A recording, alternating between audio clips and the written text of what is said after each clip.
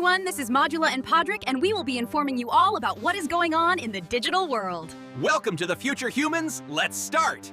Today, we're digging into something that really sent shockwaves around the world, the proposal to restart U.S. nuclear weapons testing after more than 30 years of silence. It's a huge deal, and we're going to break it all down. All right, let's just jump right in. It all kicked off with this post on social media. This announcement apparently caught even officials in the White House off guard. And, just like that, it signaled a massive potential shift in decades of American policy. Now, to really get why this is such a big deal, you have to understand this number. For over 30 years, since 1992 to be exact, the U.S. has had a moratorium on all explosive nuclear tests. This wasn't just some casual pause, it was a really important part of global arms control. So the big question is, why? Why tear up decades of policy right now? Well, the official reason really boils down to this one idea: the need to be on an equal basis with other countries. The administration says the goal is to match what Russia and China are doing. But you got to look at the timing here. This call for testing came just days after Russia tested a new nuclear torpedo, and North Korea, well, they test-fired yet another missile. The context is pretty interesting, right? So, if the U.S. were to start testing again, it would all go down in one place, Nevada. And that state has a long, really complicated, and frankly painful history with nuclear weapons. One local congresswoman even wrote a book about it called Bombs in the Backyard. You can see that journey right here. It started with those first mushroom clouds back in 1951, went through decades of tests you could actually see, then moved underground and finally stopped altogether in '92. For the people of Nevada, this isn't some dusty old history lesson. It's something they remember. And think about this for a second. Over 900 nuclear tests. That happened in Nevada.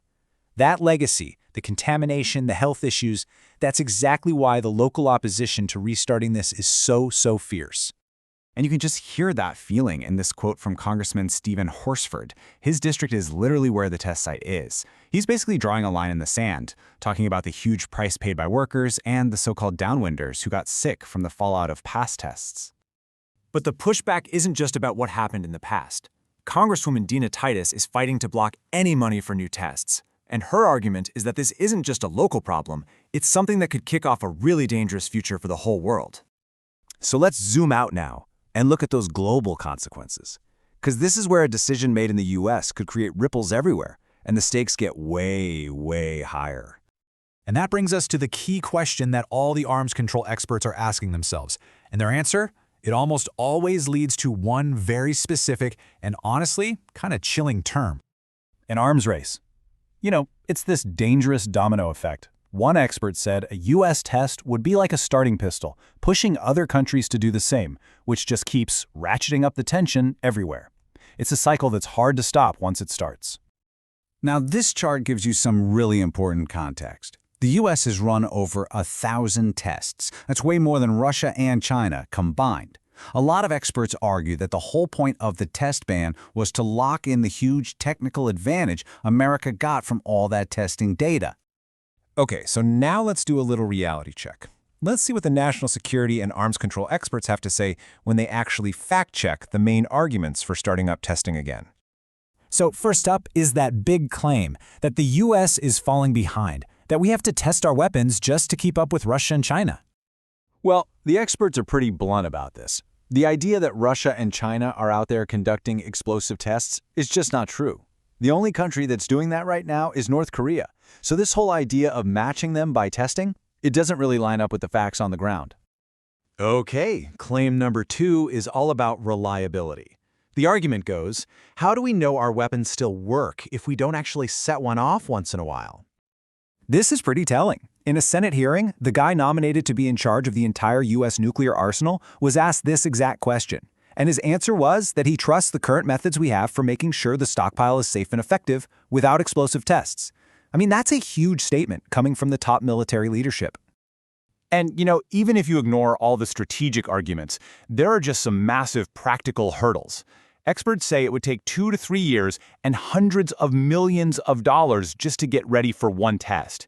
And all of that would face this huge wall of political opposition, both in Congress and in Nevada itself. This quote here from a leading voice in arms control is pretty blunt, and it kind of sums up how most experts feel. They see this proposal as not just pointless, but actually harmful and dangerous to U.S. security. And this is the real kicker. This whole debate is not happening in some quiet, peaceful time. Experts all agree we're already in a time of increased nuclear risk. We've got major flashpoints with Russia over Ukraine, with China over Taiwan, and of course with North Korea. Trying to add new nuclear tests to that mix, it's like throwing a lit match into a gas station. Which really leaves us with this one final tough question at the heart of the whole thing. In a world that's already on edge, what's actually the bigger threat? The tiny theoretical risk of a weapon that hasn't been tested in 30 years? Or the very real, very immediate risk of kicking off a brand new global arms race? It's something to think about.